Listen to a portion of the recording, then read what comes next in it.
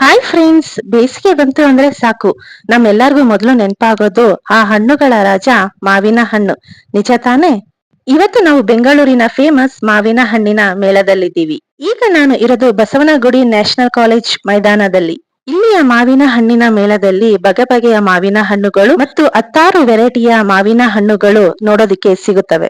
ಬೆಂಗಳೂರಿನ Basavanagudi national college ಮೈದಾನದಲ್ಲಿ ಏರ್ಪಡಿಸಿದ ಈ ಮಾವಿನ ಹಣ್ಣಿನ ಮೇಳದಲ್ಲಿ ಏನೆಲ್ಲ ವಿಶೇಷತೆ ಇತ್ತು ಅಂತ ಇವತ್ತಿನ ಈ ವಿಡಿಯೋದಲ್ಲಿ ನೋಡೋಣ. Welcome back to my channel Nishchita lifestyle. ಇಲ್ಲಿ ಬಾದಾಮಿ, ರಸ್ಪುರಿ, ಮಲ್ಗೋವಾ ಹಾಗೆ 50ಕ್ಕೂ ಹೆಚ್ಚು ಬಗೆಯ ಮಾವಿನ ಹಣ್ಣುಗಳು ಒಂದೇ ಕಡೆ ಲಭ್ಯ ಇದ್ವು. ಮತ್ತು ರೈತರಿಂದ ನೇರವಾಗಿ ತಾಜಾ ಹಣ್ಣುಗಳ ಮಾರಾಟ ಇಲ್ಲಿನ ಮತ್ತೊಂದು ವಿಶೇಷತೆ ಆಗಿತ್ತು. ಮಾವು ಮೇಳ ಅಂದ್ರೆ ಬರೀ ಹಣ್ಣು ಅಷ್ಟೇ ಅಲ್ಲ, ಇಲ್ಲಿ ಮಾವಿನ ಹಣ್ಣಿನಿಂದ ಮಾಡಿದ ಬಗೆ ಬಗೆಯ ತಿಂಡಿಗಳು ಸಹ ಸಿಗುತ್ತವೆ. ನೋಡಿ, ಇದೆಲ್ಲದೂ ಕೂಡ ಮಾವಿನಕಾಯಿ ಹಾಗೆ ನೆಲ್ಲಿಕಾಯಿ ಹಾಗೇನೆ ಮೆಣಸಿನಕಾಯಿ ಹಾಗೆ ಇತ್ಯಾದಿ ತರಕಾರಿಗಳಿಂದ ಮಾಡಿದಂತ ಉಪ್ಪಿನಕಾಯಿಗಳು. ಎಲ್ಲದೂ ಕೂಡ ತುಂಬಾ ಚೆನ್ನಾಗಿತ್ತು, ಹಾಗೆ ಸ್ವಲ್ಪ ರೇಟ್ ಕೂಡ ಜಾಸ್ತಿನೇ ಇತ್ತು. ಇದೆಲ್ಲದೂ ಕೂಡ ಮಾವಿನ ಹಣ್ಣಿನಿಂದ ಮಾಡಿದಂತಹ ಸ್ವೀಟ್ಸ್ ಗಳು.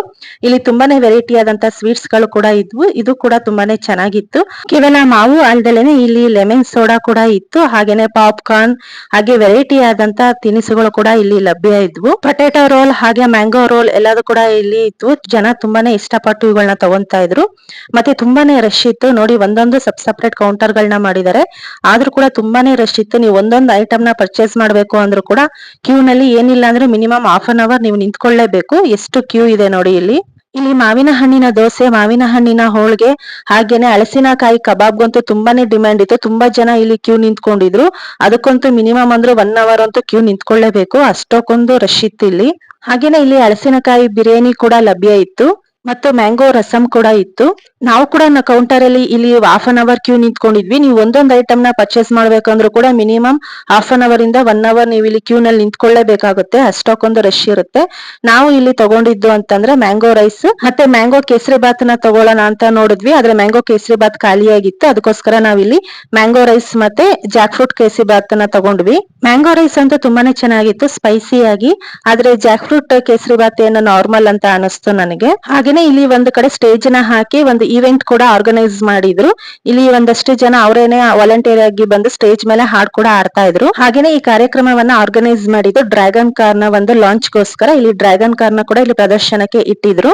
ಈಗ ಸಾಹಸ ಸಿಂಹ ವಿಷ್ಣುವರ್ಧನ್ ಅವರ ಒಂದು ಹಾಡು ಹೇಳ್ತಾರೆ, ಆ ಶಿವನೇ ಚಾಟಿಸನು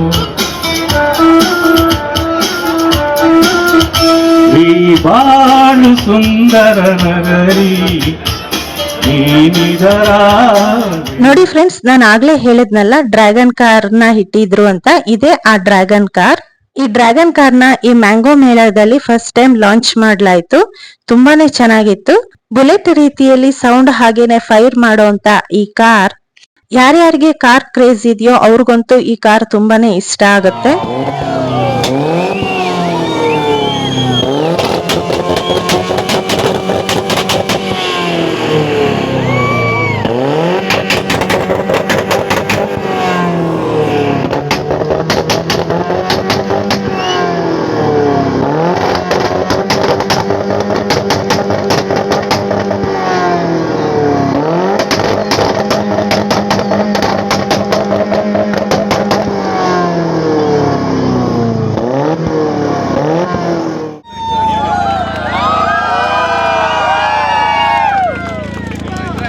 ಹಲೋ,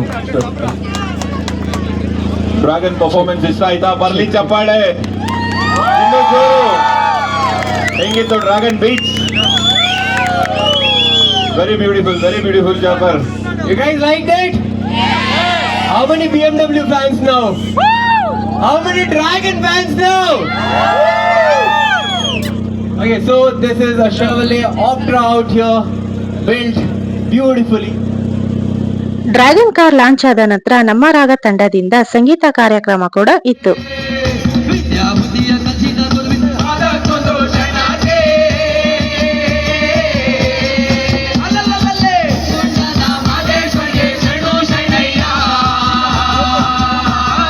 ಹೀಗೆ ಈ ಬಾರಿಯ ಮ್ಯಾಂಗೋ ಉತ್ಸವ 10 ಹಲವು ವಿಶೇಷತೆಗಳಿಂದ ಕೂಡಿತ್ತು. ಹಾಗೆ ಜನರಿಂದ ಕೂಡ ಭರ್ಜರಿ ರೆಸ್ಪಾನ್ಸ್ ಬಂದಿತ್ತು. ನಾವು ಕೂಡ ಈ ಬಾರಿಯ ಮ್ಯಾಂಗೋ ಮೇಳದಲ್ಲಿ ಭಾಗವಹಿಸಿ ತುಂಬಾನೇ ಎಂಜಾಯ್ ಮಾಡಿದ್ವಿ. ಈ ವಿಡಿಯೋ ನಿಮಗೆ ಇಷ್ಟ ಆಗಿದೆ ಅಂತ ಭಾವಿಸ್ತೀನಿ.